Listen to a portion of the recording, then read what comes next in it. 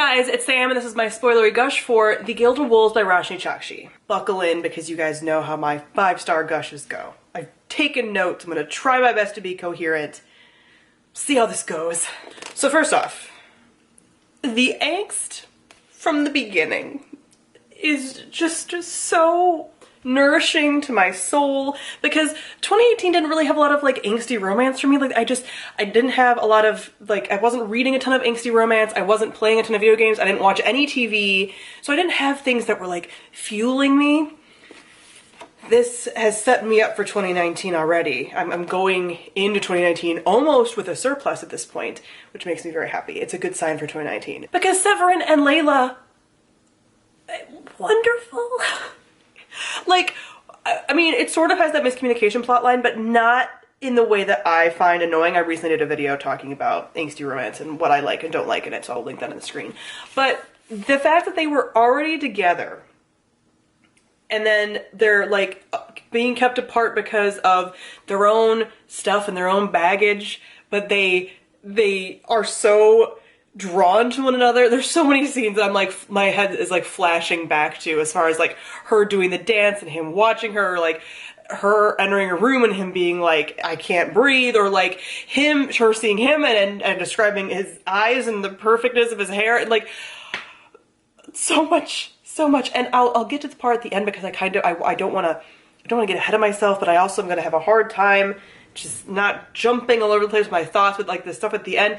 So yeah, just the fact that this was a lot of angst, man, really spoke to me. Then we have the imagery, so many mythology references, which I should have known, but I was like, okay, Roshani like writes a lot of mythology, but I was like, okay, she's going a different direction. Like there's not going to be the mythology stuff. Like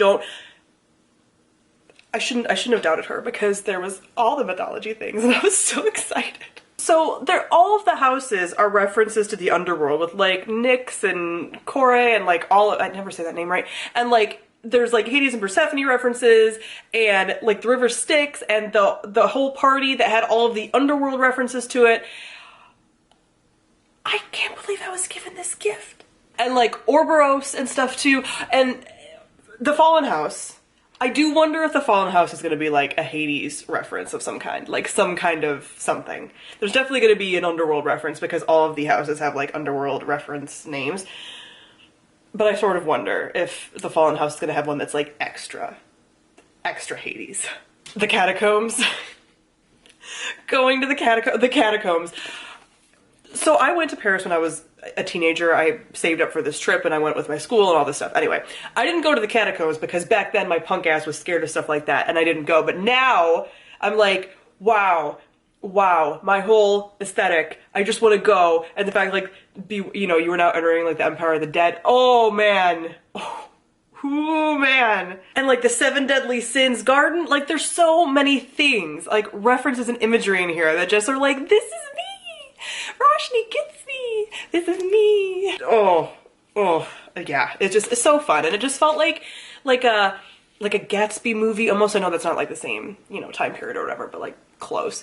And it just felt like like I was watching The Great Gatsby or Moulin Rouge, like that kind of imagery in my head. And it's cool that it was like, it's magic, but it's not magic. Like it's technology, but it's not. It has like this magical feel to it, which I really liked. I like when books have that kind of complexity to the magic system where it's like, it's magic but it's not, and it's technology but it's not, and it kind of flows in between. Getting back to the characters, oh man, I love this crew of just nerds trying their best, this little found family, and they all have their like drama and their baggage and their trauma, and I just love them.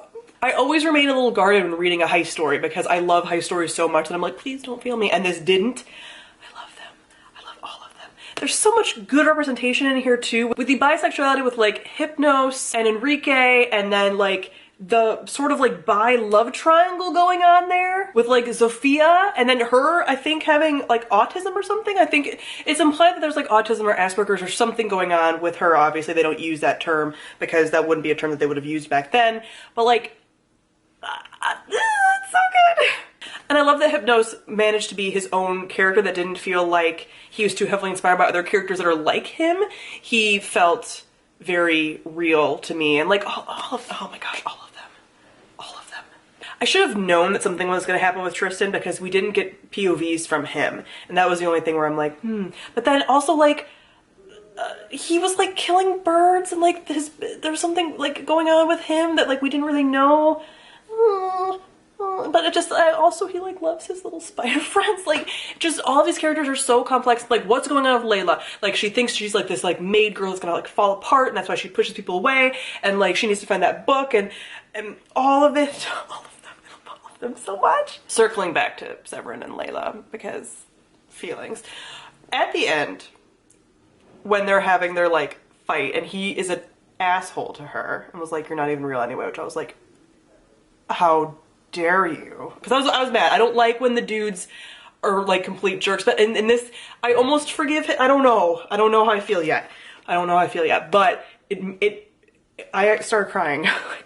I didn't realize how invested I was until I started welling up, and I was like, oh no, I've caught the feels. But then, you know, she comes at the end, like later, and stuff, and they have to go to the thing.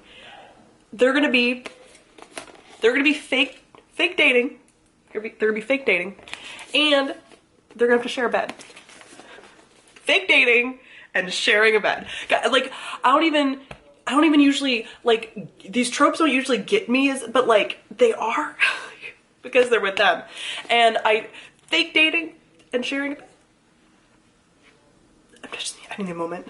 I cannot wait. And then you have like the twist at the end with like Hypnos and the leader of the one house, I'm forgetting what her name is. And the fact that like Severin isn't the heir to that house, but is he the heir to the Fallen House? Like is he a Fallen House member that got like spirited away and is he that? I think he's that. I think he's a Fallen House person. And this is just, I am so excited for the rest of this series. So excited.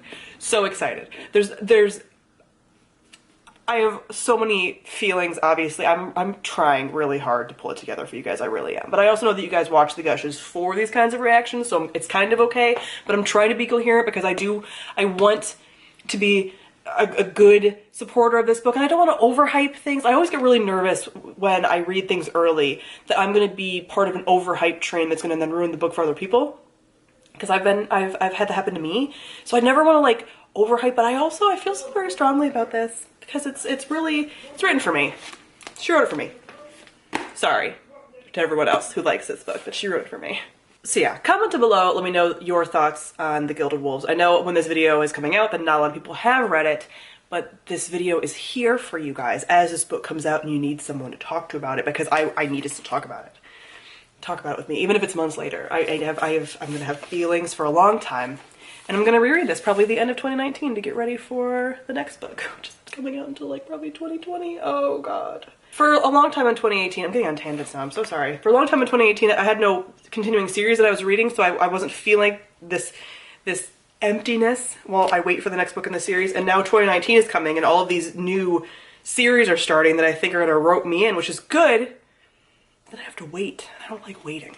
So yeah, comment down below, let me know your thoughts. Thank you all for watching, and I'll see y'all again soon.